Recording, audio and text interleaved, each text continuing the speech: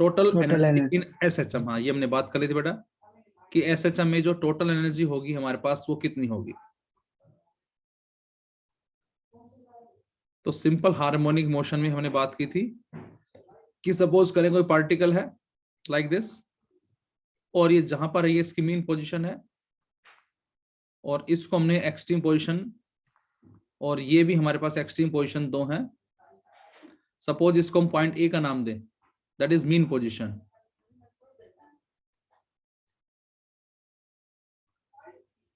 तो यहां जो पॉइंट बी होगा ये डिनोट करेगा एक्सट्रीम पोजीशन को, दिस इज एक्सट्रीम पोजीशन। और ये हमारा सी जो बेटा ये भी कहलाएगा क्या, दैट इज एक्सट्रीम पोजीशन कहलाएगा। और इसके लिए हमने ए से बी का जो डिस्प्लेसमेंट लिया था उसको हमने नाम किसका दिया था बच्चों, दैट इज वाई का नाम दिया था। तो स्मॉल डिस्प्लेसमेंट हमने लिया था पहले dy, और इस स्मॉल डिस्प्लेसमेंट में वर्क डन कैलकुलेट किया था, और फिर नेट निकालने के लिए हमने उसको इंटीग्रेट किया था। तो पॉइंट बी के ऊपर जो एनर्जी होगी वो पोटेंशियल होगी, और वो हमारे पास आई थी हाफ इंटू में k इंटू में y का स्क्वायर। लेकिन जो काइनेटिक एनर्जी होगी पॉइंट बी के ऊपर वो हमारे पास थी 0। जबकि पॉइंट ए के ऊपर क्या था बेटा, पॉइंट ए के ऊपर काइनेटिक मैक्सिमम होगी, और पोटेंशियल जो है हमारे पास वो क्या होगी, 0 होगी। इस काइनेटिक की वैल्यू कितनी आई थी, काइनेटिक की वैल्यू हाफ के a square minus y square minus y square, बिल्कुल ठीक है। ये हमारे पास आई थी काइनेटिक एनर्जी की वैल्यू। और इसी तरह से पॉइंट जो सी है हमारे पास, यहाँ पर पोटेंशियल मैक्सिमम होगी हाफ के माइनस वाई का स्क्वायर, वो प्लस वाई आ जाएगा। जबकि काइनेटिक एनर्जी हमारे पास 0 होगी, लेकिन टोटल जो एनर्जी होगी हमारे पास हर एक पॉइंट पे वो सेम रहेगी, कांस्टेंट। और वो टोटल एनर्जी की वैल्यू आई थी हाफ इंटू में k इंटू में a का स्क्वायर, ये हमारे पास वैल्यू आई थी। और फिर हमने ग्राफ प्लॉट किया था कि यहाँ पर 0 पे क्या होगा, t/4 पे क्या होगा, 2t/4 पे क्या होगा, 3t/4 पे क्या होगा, 4t/4 पे क्या होगा, एंड सो ऑन। तो ये सारे पॉइंट्स मिले थे कि कहां पर काइनेटिक मैक्सिमम है। तो यहाँ पर काइनेटिक मैक्सिमम थी, फिर अगले में काइनेटिक मिनिमम, फिर अगले में काइनेटिक मैक्सिमम, फिर काइनेटिक मिनिमम, फिर काइनेटिक मैक्सिमम, इस तरह से। और इन सभी पॉइंट्स को हमने ज्वाइन कर दिया था कुछ इस तरह से। और यहाँ पर पोटेंशियल एनर्जी हमें जो मिली थी वो थी ये वाली पोटेंशियल एनर्जी। इसके ऊपर पोटेंशियल मैक्सिमम है, फिर मिनिमम है, फिर मैक्सिमम है, फिर मिनिमम है, अल्टरनेट मिला था। और इन सभी को ज्वाइन किया था तो हमें ये कर मिला था कुछ इस तरह से। जबकि टोटल एनर्जी हमारे पास क्या रहेगी, कांस्टेंट रहेगी। ये थी हमारे पास that is total energy. Questions मिलेंगे आगे हमें जिसमें हमें y गिवन होगा, लाइक a/2 आपको दे दिया, या y की वैल्यू आपको a/√2 आपको दे दी, या y की वैल्यू आपको √3a/2 दे दिया, या फिर y की वैल्यू आपको a दे दी। और इनके कॉरस्पॉन्डिंग टाइम बताएं कितना कितना होगा, और इन पॉइंट्स के ऊपर काइनेटिक कितनी होगी, पोटेंशियल एनर्जी कितनी होगी, और टाइम बताएं यहाँ पर कितने टाइम में जो डिस्प्लेसमेंट है वो एम्पलीट्यूड का हाफ हो जाएगा, कितने टाइम में जो डिस्प्लेसमेंट है वो एम्पलीट्यूड का 1/√2 टाइम्स हो जाएगा, कितने टाइम में जो डिस्प्लेसमेंट है वो एम्पलीट्यूड का √3/2 हो जाएगा, और कितने टाइम में जो डिस्प्लेसमेंट है वो एम्पलीट्यूड के बराबर हो जाएगा। तो इसके बारे में भी हमने बात की थी using the equation y = a sin ω t। इसमें बेटा y को हम रिप्लेस कर दें a/2 से, तो हमें मिलता है a sin ω t, और ये इससे कैंसिल आउट। तो sin ω t = 1/2। तो यहां से बोल सकते हैं हम क्या, sin ω t की वैल्यू 1/2 कब होगी, बोलो, 30 डिग्री के ऊपर, 5/6 लिख सकते हैं इसको हम। साइन से साइन कट जाएगा तो t की वैल्यू आ जाएगी π/6ω। इस तरह से भी MCQ हो सकते हैं हमारे पाई की फॉर्म में। या फिर चेंज करना चाहें इसको हम, तो इस ओमेगा को नीचे हम लिख सकते हैं 2π/t, ऊपर चला जाएगा। तो यहां से टाइम कितना मिलेगा, बोलो, t/12। टोटल टाइम का 12वां जो हिस्सा होगा उस टाइम के अंदर जो डिस्प्लेसमेंट होगा वो एम्पलीट्यूड का हाफ हो जाएगा। इसी तरह से यदि a/√2 पुट करें तो इसी के अंदर हम y की जगह a/√2 पुट करते हैं बेटा, तो उस सिचुएशन में क्या मिलेगा हमें, a sin ω t। यहां पर इस a से कैंसिल आउट। अब साइन की वैल्यू 1/√2 कब होगी, 45 45 डिग्री, पाई बाय 4 के ऊपर। राइट साइड में है साइन ओमेगा टी, और साइन से साइन कट गया तो टी बराबर आ जाएगा पाई अपॉन में 4 ओमेगा, या ये कहें पाई अपॉन में 4 into omega 2 pi by t. तो यहां से टाइम कितना मिलेगा हमें? T by 8। तो टी बाय 8 टाइम के अंदर जो डिस्प्लेसमेंट है वो एम्पलीट्यूड का 1/√2 टाइम्स हो जाएगा, ये हम बोल सकते हैं। इसी तरह से √3a/2 हमने कल सोल्व किया था, आई थिंक। कितने टाइम के अंदर जो डिस्प्लेसमेंट है वो एम्पलीट्यूड का √3a/2 टाइम्स हो जाएगा, तो ये भी आप पुट करके सोल्व कर सकते हैं। और इन टाइम इंटरवल में काइनेटिक कितनी होगी, पोटेंशियल कितनी होगी, ये भी आप सोल्व कर सकते हैं, क्योंकि हमारे पास पोटेंशियल एनर्जी का फॉर्मूला भी है बेटा। हमारे पास पोटेंशियल एनर्जी का फॉर्मूला कितना है, देखें आप। बिल्कुल, हमारे पास पोटेंशियल एनर्जी में लिखता हूं जरा। हमारे पास पोटेंशियल एनर्जी का फॉर्मूला जो है वो है हाफ इंटू में के इंटू में वाई का स्क्वायर, जिसको चाहे तो हम ऐसे भी लिख सकते हैं half m omega square into y square. क्यों? क्योंकि जो के है हमारा ये किसके बराबर था बेटा? एम ओमेगा स्क्वायर के बराबर था। तो ये काइनेटिक पोटेंशियल है। काइनेटिक एनर्जी की वैल्यू हाफ के इंटू ए स्क्वायर माइनस वाई स्क्वायर। तो अब जो हम बात कर रहे थे, y की वैल्यू a/2 है, इस y को a/2 यहां भी रख दें और इसको यहां भी रख दें, तो उस पर्टिकुलर पोजीशन पे हमें काइनेटिक और पोटेंशियल मिल जाएगी। y की वैल्यू a/√2 है, इन दोनों को पुट कर दें हम यहां पर, तो हमें उस जगह पर पता लग जाएगा पोटेंशियल एनर्जी कितनी है और काइनेटिक एनर्जी कितनी है। तो इस तरह से हमें जो आगे क्वेश्चंस मिलेंगे, चाहे वो टाइम इंटरवल के हों या फिर हमें उस पर्टिकुलर डिस्प्लेसमेंट पे काइनेटिक पूछी जाए as well as potential energy पूछी जाए। तो इस तरह से छोटे छोटे क्वेश्चन जो है वो हमें आगे मिलेंगे यहाँ से। तो हम लेते हैं इसमें नेक्स्ट टॉपिक, और उससे पहले छोटा सा नोट और डाल देते हैं हम कि यहाँ जो पार्टिकल SHM को परफॉर्म कर रहा है, ये पार्टिकल है हमारा, ये इसके एक्सट्रीम पोजीशन, ये इसके एक्सट्रीम पोजीशन, और ये इसकी mean position, extreme first and this is extreme second. तो बेटा ये जो SHM को परफॉर्म कर रहा है मीन से एक्सट्रीम की तरफ चलेगा, तो उस सिचुएशन में यहां पर क्या लगेगा, इस पे रेस्टोरिंग फोर्स लगेगा। तो हमने इसको डिस्प्लेस करवाया यूजिंग एन एक्सटर्नल फोर्स, लेकिन इस एक्सटर्नल फोर्स को अपोज कौन कर रहा है, दैट इज रेस्टोरिंग फोर्स। तो बेटा कितना हमें एक्सटर्नल फोर्स अप्लाई करना पड़ेगा, तो आंसर है वो बराबर होगा किसके, मास इनटू एक्सेलरेशन। यदि हम उस पार्टिकल के मास को m माने और एक्सेलरेशन को कैपिटल A माने, तो बेटा एक्सेलरेशन की वैल्यू हमारे पास कितनी आई थी इस रिलेशन से, वेलोसिटी बराबर आई थी a omega cos omega t, और एक्सेलरेशन बराबर आया था माइनस में a ओमेगा स्क्वायर इनटू में साइन ओमेगा टी। या इस एक्सेलरेशन को हम क्या लिख सकते हैं, minus omega square y. Minus omega square y, बिल्कुल ठीक है। तो यहां से एक्सेलरेशन को पुट करें हम यहां, तो मास इनटू एक्सेलरेशन माइनस में ओमेगा स्क्वायर इनटू वाई। तो ये हमें मिलता है क्या, दैट इज एक्सटर्नल फोर्स। और इसको अपोज कौन कर रहा है, रेस्टोरिंग फोर्स अपोज कर रहा है इसको, जिसको हमने नाम किसका दिया था, माइनस में के वाई का नाम दिया था, और हमने इन्हीं को ही तो कंपेयर किया था। तो यहां से हमने इसको कंपेयर किया था, तो हमें आंसर मिला था k will be equal to m into omega square. तो ये हमने कल जो है फाइंड आउट कर लिया था के, जो हमारा होगा m into omega square. But यहां से मैं कहूं ओमेगा की वैल्यू बताएं क्या आएगी, तो √k/m, बिल्कुल ठीक बताया था ने। तो यहां से ओमेगा हमारे पास आ जाएगा √k/m, और हम चाहें तो इस ओमेगा को रिप्लेस किससे कर सकते हैं बेटा, 2π/t। इसका मतलब 2π/t हमारे पास जो है वो आ गया k अपॉन में m और इस सारे का रूट। तो यहां से t कितना आएगा, यहां से t की वैल्यू आ जाएगी बेटा 2π और साथ में m/k और इस सारे का अंडर रूट। ये हमारा कहलाएगा इस SHM में उस पार्टिकल का time period. This is the time period of the particle which is performing simple harmonic motion.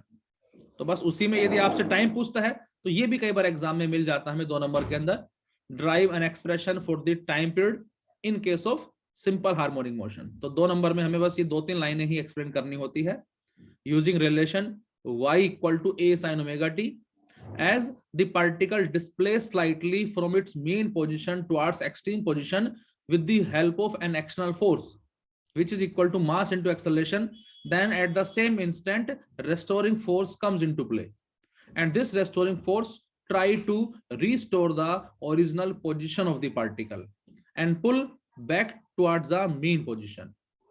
In equilibrium this external force will be equal to restoring force.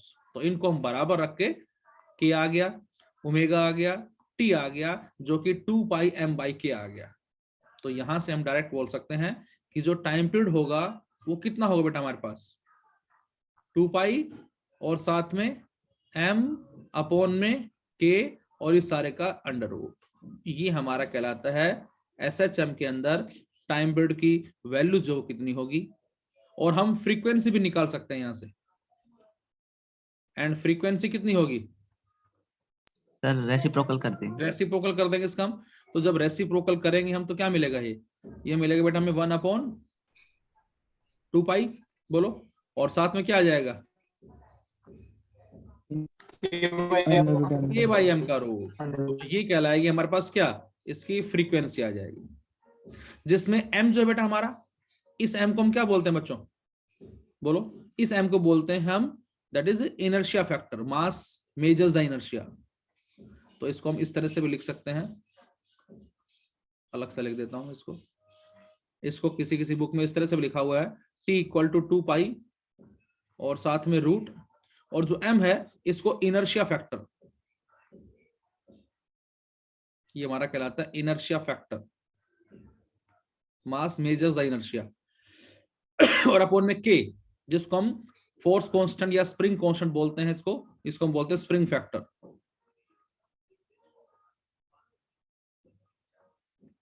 तो इसको हम inertia factor as well as इसको हम spring factor, इस तरह से भी इसको हम लिख सकते हैं।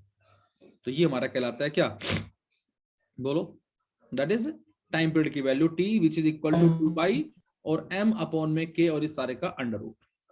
अब इस फॉर्मूले को यूज करके अब हम ड्रॉ करेंगे time period of the simple pendulum. ये हमारा तीसरा इस चैप्टर का इंपॉर्टेंट डेरिवेशन है, drive an expression for the time period of the simple pendulum. और सिंपल पेंडुलम भी हमारा जो है इस SHM का ही एग्जांपल है। तो इस m बाय k से ही हम आगे सोल्व करेंगे। वैसे ये भी ठीक है, इसके अलावा हम उसमें लेंथ की फॉर्म में भी आंसर निकाल सकते हैं। तो ये हमारा अगेन इंपॉर्टेंट डेरिवेशन है, बिल्कुल सिंपल भी है, लेकिन ये सिंपल पेंडुलम, नाम भी सिंपल है और डेरिवेशन भी सिंपल है इसका। तो सिंपल पेंडुलम हमने किसको नाम दिया, तो आपने देखा भी होगा, और इसका प्रैक्टिकल हम लैब में परफॉर्म भी करेंगे। तो आंसर होगा a simple pendulum is the most common example. A simple pendulum is the most common example, most common example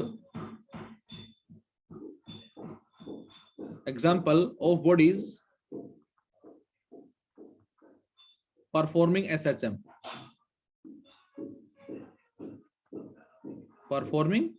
simple harmonic motion को बॉडी परफॉर्म करने का सिंपल पेंडुलम जो बेटा हमारा ये बिल्कुल सिंपल ही एग्जांपल है। तो simple pendulum is the most common example of bodies performing simple harmonic motion.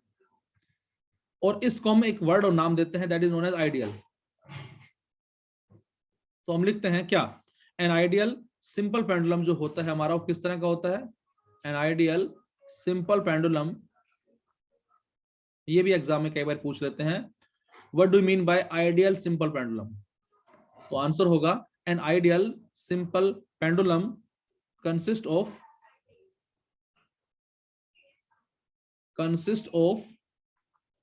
a heavy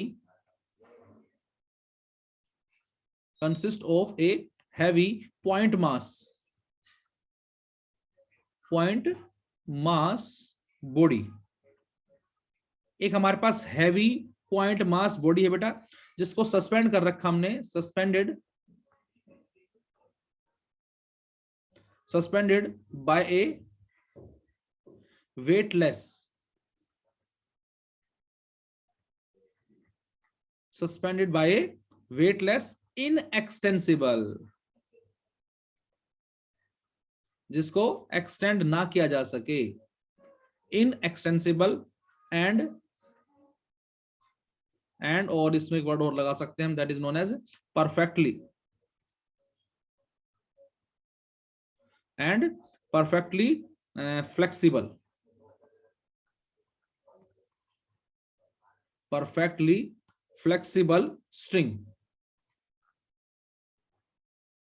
perfectly flexible string from, और कहां से, from a rigid support, rigid support, from a rigid support. और यहां से कुछ इस तरह से हम बोल सकते हैं लाइक दिस, ये हमारे पास एक रिजिड सपोर्ट है और ये हमारे पास स्ट्रिंग है, और इस स्ट्रिंग के लोअर एंड पे हमने किसको अटैच कर दिया बेटा, एक हैवी पॉइंट मास बॉडी को हमने कनेक्ट कर दिया है लाइक दिस। तो ये हमारे पास रस्सी है, एक थ्रेड है, किस तरह का थ्रेड है, weightless inextensible perfectly flexible string है, जिसको हमने एक रिजिड सपोर्ट से कनेक्ट कर दिया है, और इसके लोअर एंड के ऊपर हमने क्या किया बेटा, इसके लोअर एंड के ऊपर हमने एक पॉइंट मास की बॉडी को कनेक्ट कर दिया, ये बताया गया है। जबकि इसका जो एक्चुअल डायग्राम है वो कुछ इस तरह से होता है, थोड़ा जूम करके बनाता हूं मैं। इसका जो एक्चुअल डायग्राम हमारा होता है वो कुछ इस तरह का होता है, जो हम लैब में भी देखेंगे। ये थोड़ा जूम किया मैंने, बिल्कुल छोटा सा है। ये हमारा पॉइंट मास ऑब्जेक्ट है, और पॉइंट मास ऑब्जेक्ट में ये हमारे पास इस तरह से होता है डायग्राम कुछ लाइक दिस, और उसके बाद ऐसे, ये एक्चुअल में डायग्राम होता है हमारा कुछ इस तरह से, और ये रिजिड सपोर्ट हो गया यहाँ पर। तो ये हमारा एक्चुअल डायग्राम है सिंपल पेंडुलम का, जिसको हम लैब में देखेंगे, प्रैक्टिकल भी परफॉर्म करेंगे।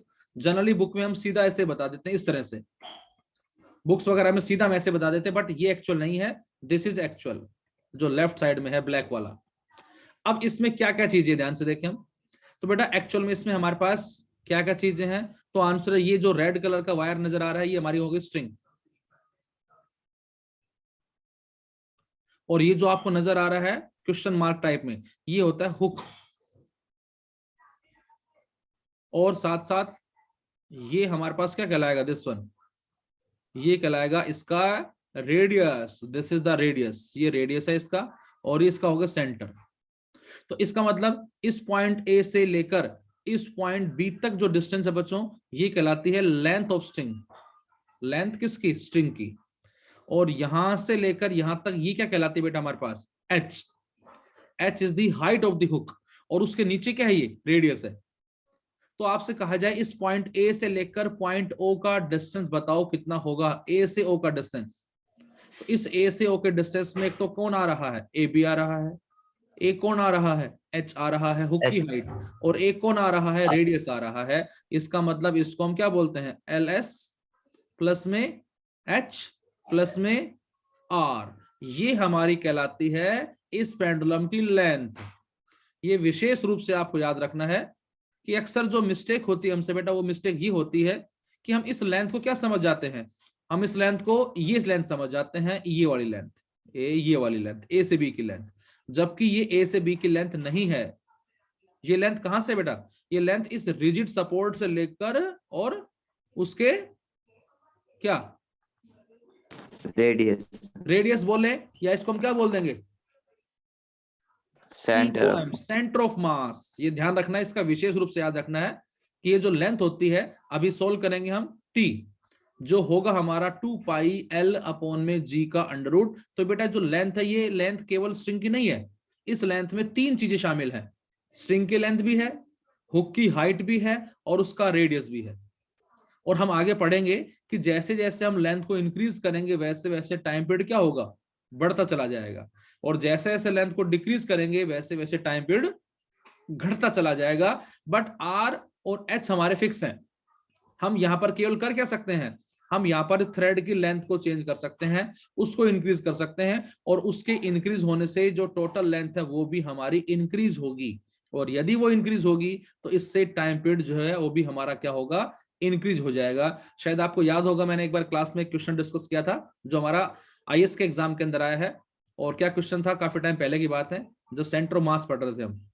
क्वेश्चन था कि हमारे पास एक जो है बॉल है और उसके अंदर हमने सैंड को फिल कर रखा है, मिट्टी है इसके अंदर, ये बॉल है और इसके अंदर हमने सैंड को फिल कर रखा है, और सेकंड सिचुएशन में हमारे पास जो बॉल है, बॉल बोलते हैं जो भी है, इसके अंदर हमने मरकरी को फिल कर रखा है लाइक दिस, इसके अंदर मरकरी को फिल किया गया है ये। और तीसरी सिचुएशन के अंदर क्या था हमारे पास, तीसरी सिचुएशन के अंदर था बेटा यहाँ पर क्या कि हमारे पास जो इसमें सैंड तो है लेकिन हमने सैंड कितनी फिल कर दी, केवल आधी फिल कर रखी है हमने, सैंड आधा खाली है, आधा जो है ये एम्प्टी है और आधा जो है मिट्टी से भरा हुआ है। तो बताना है आपको तीनों सिचुएशन के अंदर बताना है क्या कि टाइम पीरियड जो होगा किसका कम होगा किसका ज्यादा होगा, इस तरह से हमें एग्जांपल लेना था। तो बेटा सबसे पहली बात, ये टाइम हमारा मास पे डिपेंड नहीं करता, बेशक से इनका मास सेम हो या इनका मास डिफरेंट हो, मास यहाँ पर रोल नहीं है, जो रोल है किसका है, वो लेंथ का है बच्चों। अब ये लेंथ कहां से है, ये लेंथ में स्ट्रिंग की लेंथ भी आ रही है, हुक की हाइट भी आ रही है, रेडियस भी आ रहा है, मतलब ये जो लेंथ है ये रिजिड सपोर्ट से लेकर सेंटर ऑफ मास तक की लेंथ है। तो diagram number first, diagram number second and diagram number third, diagram number first के अंदर सेंटर ऑफ मास कहां होगा बेटा, डायग्राम नंबर फर्स्ट में सेंटर ऑफ मास यहां होगा, एग्जैक्टली सेंटर पे। क्यों, क्योंकि ये कंप्लीटली फिल्ड है सैंड से। डायग्राम नंबर 2 में भी सेंटर मास कहां होगा, अगेन सेंटर में होगा, क्यों, क्योंकि कंप्लीटली फिल्ड है मरकरी से। अब डायग्राम नंबर 3 में ध्यान से देख के बताएं सेंटर ऑफ मास कहां होगा, नीचे, थोड़ा नीचे होगा। थोड़ा नीचे क्यों होगा बेटा, क्योंकि हमने पढ़ा हुआ है सेंटर ऑफ मास हमेशा ज्यादा मास की तरफ शिफ्ट हो जाता है। तो इसका मतलब centre of mass exactly centre में ना होके तीसरे केस में थोड़ा नीचे होगा। अब आप सोचकर बताएं यदि थोड़ा सा नीचे शिफ्ट हो गया तो इस थर्ड सिचुएशन में जो लेंथ होगी वो फर्स्ट और सेकंड के कंपैरेटिवली क्या होगी, ज्यादा ज्यादा हो गई। तो यदि लेंथ बढ़ गई तो थर्ड सिचुएशन में टाइम पीरियड भी बढ़ जाएगा। तो आंसर होगा हमारा कि थर्ड सिचुएशन के अंदर जो टाइम है वो फर्स्ट और सेकंड के कंपैरेटिवली थोड़ा ज्यादा होगा, और उसका रीजन क्या है, सेंटर ऑफ मास की पोजीशन शिफ्ट हो गई है।